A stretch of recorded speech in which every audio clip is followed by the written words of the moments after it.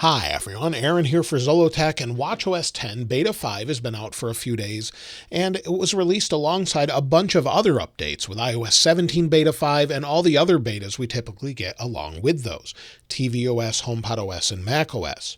Now this particular update came in at about 450 megabytes or so on my Apple Watch Ultra. I wasn't able to capture the screenshot in time as it was already downloading and sort of installing, but it was 400 to 500 megabytes or so. And this particular update does add some new changes and features. We'll take a look at that in just a moment, but the first thing is, let's take a look at the build number. So we'll go down to Settings, and in Settings, let's go to General, and then About. And under Version, we have version 10.0, and the build is 21R5332F. And this is the latest version. That's just to let you know which version you're actually on. So it's Public Beta 3 or Beta 5. Now, they've also spaced this out a little bit, where before these were closer together, you could see the serial number and more without scrolling down. So they've changed that a little bit, and I haven't changed the text size on here. Now, as far as new features, well, the first thing that they've added within the code, at least, is name drop. That's the ability to bring your phone close to your watch and have it automatically send over a contact. However, it does not appear to be working just yet. You can see the animation was found by AaronP613 on Twitter, and it shows exactly how it works. So you'd bring two watches together like this, or you'd bring your watch and iPhone together, and then you could share a contact. So it's pretty simple. That's the animation that was found in the code, but it does not seem to work yet. I've tried it with different phones, with iOS 17, different accounts, and more, but it's not working just yet. But if you've been able to get it to work, let me know in the comments below. If we go into our control center and scroll down, if you have accessibility options enabled, you'll have this icon here. And with this icon, they've updated it so it now has a background. So before it wasn't just with a background, it was mostly just the icon itself. So if you want to enable live speech like I have here or something else, you can do that. Additionally, they've updated some things with the stopwatch app again. They keep changing this and updating the overall design, but if we go down to stopwatch, you'll see that some of the text is a little bit bolder than it was before.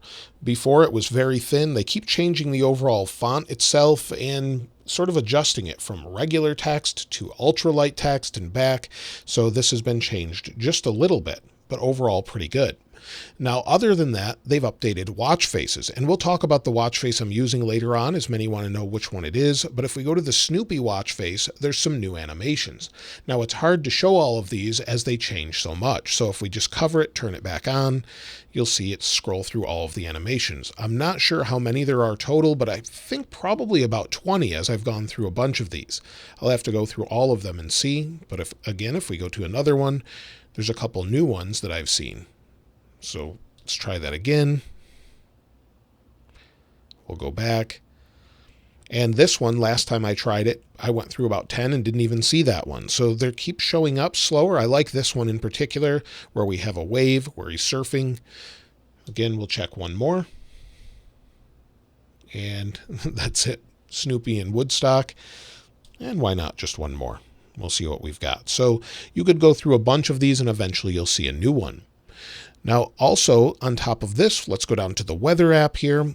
All of these new apps look pretty great overall. But if we go into weather, now the feels like temperature below the ring is new, just like the main screen of the weather app. If we use the digital crown to scroll down or use your finger to scroll down, you'll see the circle here.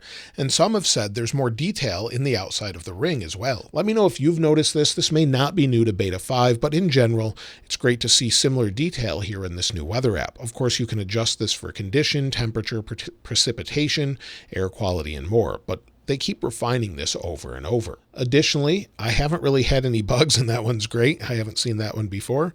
They keep refining this, and I'm not seeing as many bugs this time around. I'm not seeing great battery. We'll talk about that in a moment. But apps are opening fast. If I go into music, or maybe go into the compass here, or go into the weather, just go back and forth. Everything seems nice and fast. If we go into Lumi here, again, it's nice and fast. So this is actually the watch face I'm using. Before we talk about battery, performance is good, but you'll see this is the modular watch face with the complication called Lumi in the middle. So if we go into this, it's actually a paid app I paid for, and it will be available on the iPhone very soon as well once iOS 17 is out.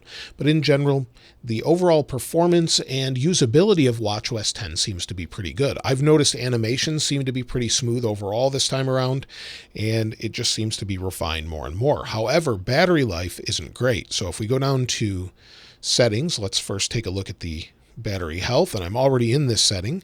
But if I scroll down, you'll see I'm at 100% of my capacity. I put this on my nightstand every night before I go to bed, along with my iPhone, and it charges up to 80% using the optimized charging option, and seems to be holding up well. I've used it just as much as my iPhone. However, today, after using it, I took this off of the charger pretty late today at about 11 a.m.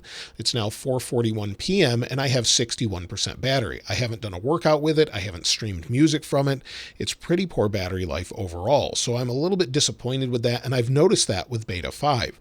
Hopefully they'll fix this by the time it's released to the public, but right now it's just not that great. So I haven't really found anything else new in Beta 5 other than what I've already mentioned. Not a whole lot of changes, just more refinement, like we're going to see more and more with watchOS and iOS and macOS and all the new ones. We'll see that refinement. As far as the next version, I would expect that next week. Typically, as we're late in the betas this time, we have week-to-week betas. So I would expect it maybe next Tuesday or so on August 15th, and then maybe a couple more betas until we have a final release, typically in September. We expect the Apple event somewhere around September 12th, and if that's the case, normally the following Monday, we get the final release to the public. So that seems likely September 18th or so. Hopefully, if they finish this, that's when it should be out. We don't have that guaranteed, but that seems pretty likely at this point. So that's everything with watchOS 10 Beta 5. Hopefully it improves over time with that battery life. Also, it's quite warm for the watch as far as the processor, just showing you what I have in the videos. Showing those Snoopy watch faces seem to heat this up quite a bit.